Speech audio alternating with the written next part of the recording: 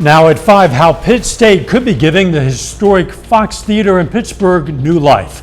Plus, why a Kansas mother is suing a boarding school in southwest Missouri. And the latest on the race drops out.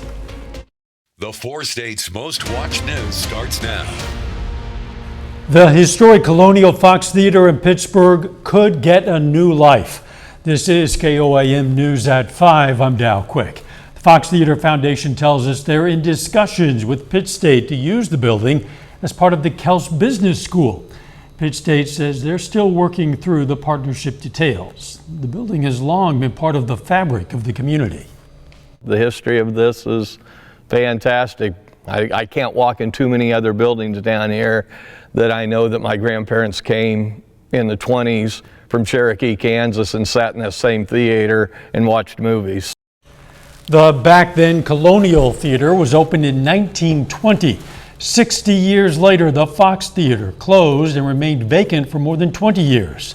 Since 2006, the Colonial Fox Theater Foundation has been raising funds to restore the building. Over the years, more than $2 million have been put into infrastructure and capital improvements. Tomorrow and Friday, the Fox Theater will host its last movie sessions. Police in Lamar, Missouri say they've arrested 2 more suspects in the stabbing of a student.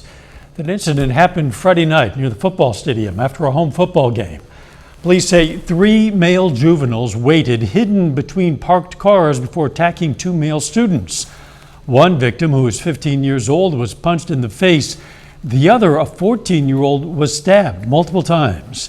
He was released from the hospital on Sunday. 1 suspect was arrested over the weekend, meaning 3 have now been arrested in total. Police say they are all from Pittsburgh, ages 14, 14, and 16. All 3 are charged with first-degree assault. Kansas mother says a shuttered boarding school in Missouri is responsible for her son's suicide. Kathleen Britt is suing Agape Boarding School in Cedar County for her son's death, which she blames on a gang rape and other abuse he endured there. Agape Boarding School has been inundated with numerous lawsuits, but this appears to be the first wrongful death suit. Britt alleges mental health problems plagued her son, Jason, after he left the private school, where several staffers subsequently were charged. A lot of clouds out there. Let's check in with Chief Meteorologist Doug Heddy. Yeah, we've had the clouds, some on and off showers as we've gone through the daytime hours for us today. So some of the roads are wet. You can see they're wet on the Kansas side. It looks mainly dry once you get into Joplin, but periods of light showers have been rotating through most of the day. In fact, let's get a little bit closer and you can see a batch working right up I-44. Another batch once you get out across southeastern parts of Kansas. So it's not a wall of rain, but where you see the yellow, that's where we are getting at least the pockets of moderate rain. So you can see this batch lifting through the metro at this point in time. Temperatures where you have seen the rain in the 60s, where you haven't seen much, you're still kind of holding into the 70s. As we go through the evening hours, on and off showers will drop back through the 60s. We have plenty of rain chances this week. We're going to look at that here in just a bit. See you soon. The Diamond, Missouri School District is trying to create an e-sports program for students. The district is looking into allowing games like Mario Kart, Super Smash Bros., and Rocket League.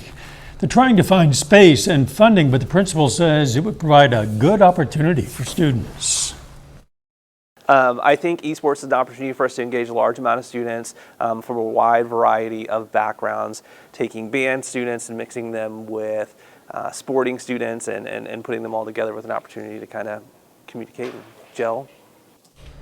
To help with funding, the district is looking at potential grants. House Republicans are once again scrambling for a path forward after Minnesota Representative Tom Emmer dropped his bid for Speaker just hours after winning his party's nomination.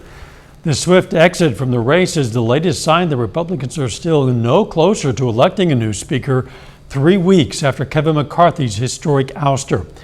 Republicans are currently holding another candidate forum. Sources say they'll try to vote to pick a new nominee right after the forum.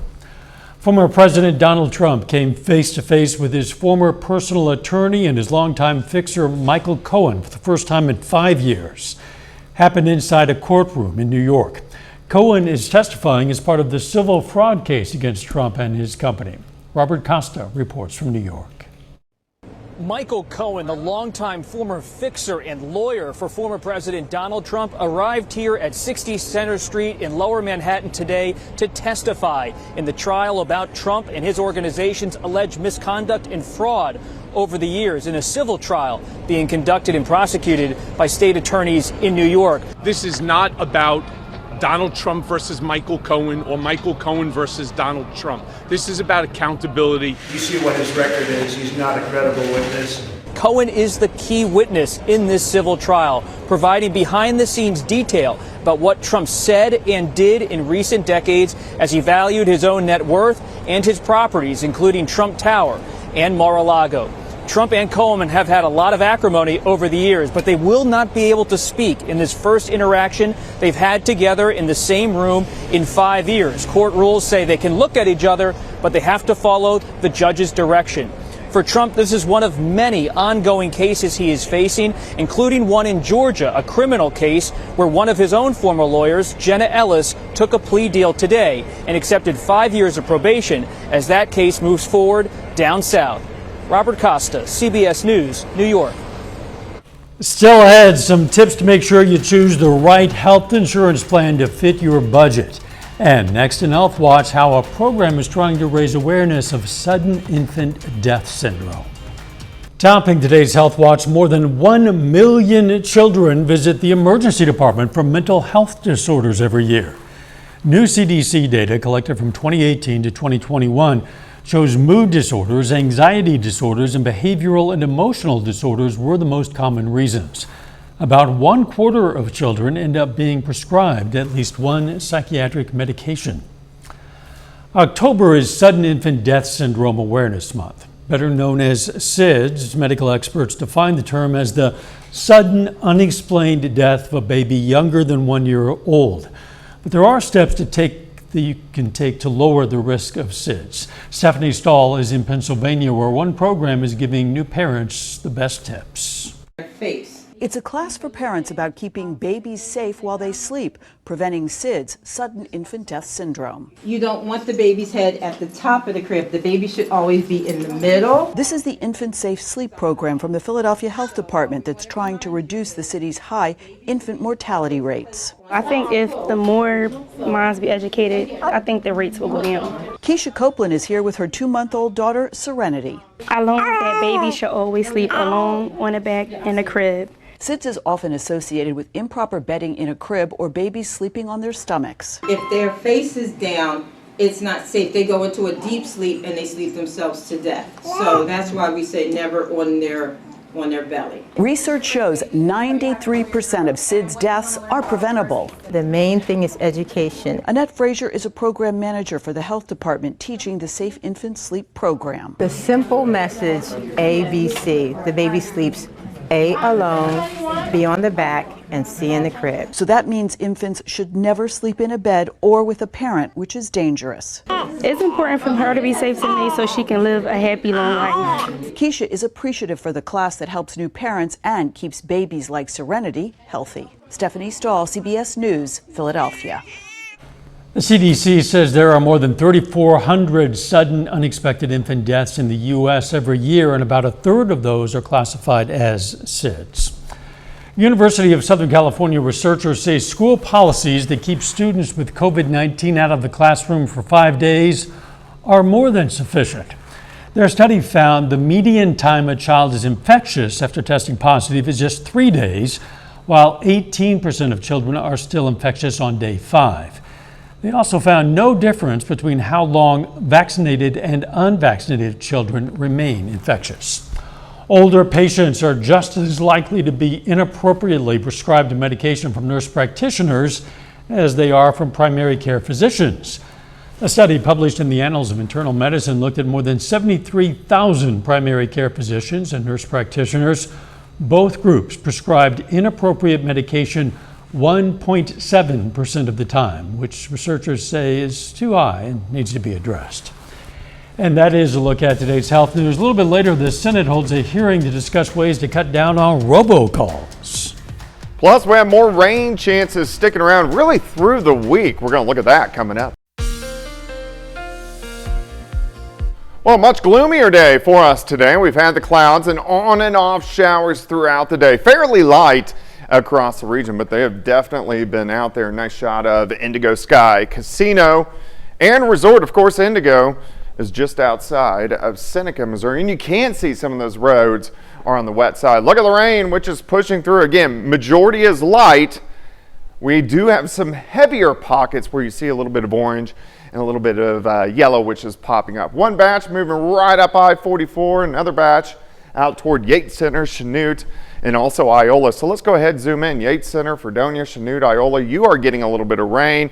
We can track a little bit farther east and south. A pocket from Girard to Pittsburgh to Joplin, Carthage, lifting north and east and going to northeastern Oklahoma. Also, this complex is going to ride right into Newton County and also parts of Jasper County. So we are going to have those on and off showers as we go through the evening hours, and because it's not a wall of rain, just kind of hit and miss showers through the night, but our chances really stick around as we go through the next few days. Temperatures tonight mainly staying to the mid 60s. You can see that higher chance for rain over the next few hours, and then it starts to trail off late this evening as we get mainly after about 9 or 10 p.m. All right, let's go through time. Here's 9 p.m. Still hit and miss showers across the area, starting to kind of fall apart a little bit by midnight. All night long, we're going to have some showers out there. It's just very light, very scattered. Mainly our northern counties by about 4 or 5 o'clock in the morning. And then as we go through the morning hours, again, waking up with hit and miss showers across the region. Not super heavy by any means. 60s right now where the rain's been a little bit more persistent. 70s where you haven't seen as much rain. It's been kind of breezy too. We've had these southerly winds at about 5 to 10 to 15 miles per hour at times. So here's wave number 1. If we look back toward the west, here's wave number 2, which will affect us tomorrow night into Thursday morning. Wave number 3, which will affect us by the time we head into the weekend. So pretty active as we go through the week. All right, on and off showers tonight, even starting the day tomorrow, but I think showers will increase a little bit once we get into the afternoon. Here's the noon hour, a band lifting through, so here's 4:30 in the afternoon, mid 70s for highs. Rain increases again late tomorrow night into Thursday morning. We'll have morning showers, and then it looks like Thursday afternoon we dry out a little bit, may even get a little bit of sunshine.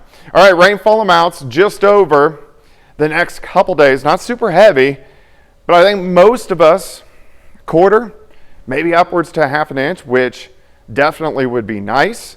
As we go through the night, mid 60s, popping back into the mid 70s for our daytime hours tomorrow.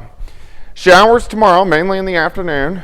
Showers mainly in the morning on Thursday. Rain picks up again during the daytime hours on Friday. Rain sticks around Saturday and Sunday, so we need the rain. But also I want you to notice the temperature drop. Yeah. High of 50 on Sunday, a high of 48 on Monday. We're going to focus a little bit more on that coming up tonight at 6. So the high on Monday is going to be equivalent to the low on Friday night. Yeah, kind of crazy, isn't it? Yes, it is. Thanks, Douglas. Yep. Coming up, why more than 30 states are suing Facebook and Instagram parent company Meta. Topping today's Consumer Watch, dozens of states are suing Meta, the parent of Instagram, over the addiction and harm that social media platform allegedly causes young people. A federal lawsuit was filed in California today by more than 30 attorneys general. The states allege Meta's products have harmed young users' mental health with its addictive features such as an infinite news feed and frequent notifications, and that Instagram has contributed to a mental health crisis in the U.S. Congress is taking another look at how to stop robocalls. The Senate Commerce and Communications Subcommittee heard from business and technology leaders about strategies to prevent the unwanted and illegal phone calls and texts. The witnesses want the Justice Department to more aggressively enforce existing laws against companies responsible for those calls. Margot Saunders is a senior attorney at the National Consumer Law Center, and she says the tools exist to take action. In a civilization in which we can take pictures of Saturn's rings, the failure to solve this problem is not a matter of technology. It's a question of whether the people in power actually want to solve it. Experts say robocall companies will find ways to evade new laws, and government agencies need to react quickly. The Federal Communications Commission says it's using artificial intelligence to better fight robocalls. Many working Americans are or will soon be choosing their employer-provided health plan during open enrollment. But locking in affordable health care might be tough to do as premiums soar. Laura Aguirre looks at what to consider when making your health plan selection. The cost of family health insurance is basically the cost of a new car, a new small car, but still a new car. Matthew Ray co-authored KFF's recent survey on employer health benefits. He says the average annual family plan now costs nearly $24,000, and workers are paying more for their share after their companies foot the rest of the bill. So to enroll a family of four, on average, you're paying about $6,500. Workers at smaller firms are paying more than $12,000. Those price points represent an average increase of around $500. For single coverage, the tab for employees is about $1,400 a year, a $75 bump. But Ray does have some pointers on choosing a healthcare plan going forward. If you anticipate having health needs, if you have chronic health conditions, then you may want to have a plan with lower cost sharing. That's lower deductibles, co-pays, and co-insurances.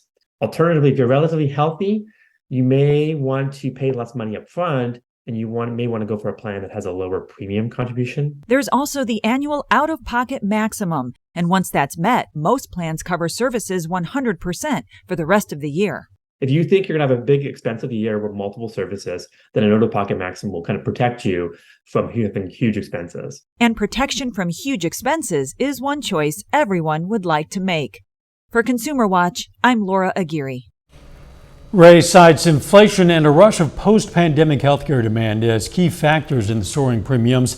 He adds that it probably won't level off anytime soon, since healthcare costs have been growing faster than the rate of inflation for the past 25 years. The Consumer Financial Protection Bureau says Americans paid $105 billion in credit card interest alone last year. That staggering figure comes from the CFPB's biennial credit card report. According to the report, Americans also shelled out $25 billion in fees last year as borrowing costs hit record highs. The Bureau warns that nearly a tenth of credit card users end up in persistent debt, which is when they're charged more in interest and fees than they pay towards principal. A final check of the forecast next.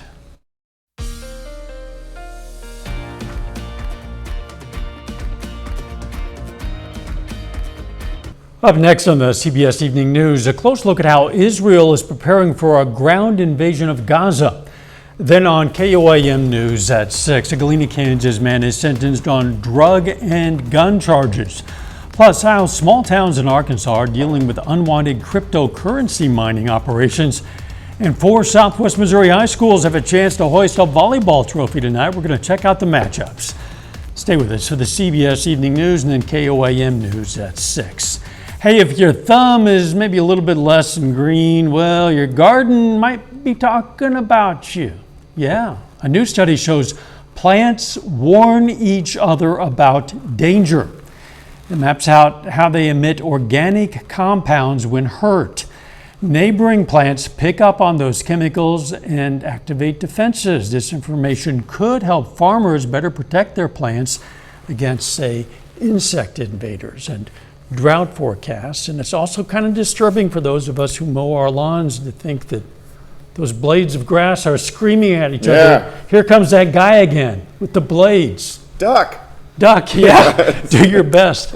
I'm not going to think about that. I'll try not to. Okay, the weather, it's going to be wet. Yeah, on and off showers through the overnight hours tonight, and then periods of light showers sticking around over the next several days. Thanks for joining us. CBS Evening News is next, and of course, we're going to be right back here for KOAM News at 6. See you then. Let's make it a great evening.